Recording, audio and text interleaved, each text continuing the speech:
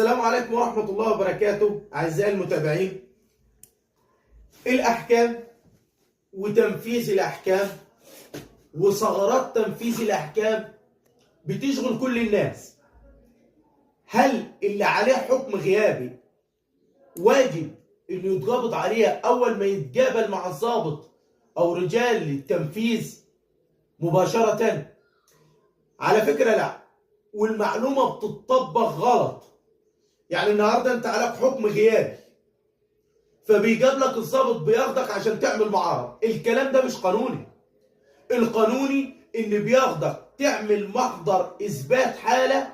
يعني انا اتقابلت مع ضابط مثلا على كمين في طريق صحراوي، ما يجيبنيش مرحل انا عشان اعمل معارضه لان ده حكم غيابي. ده بيعمل مذكره عنده بمحضر ان انا اعلنتك، وبعد 10 ايام يجوز ليه القبض عليها.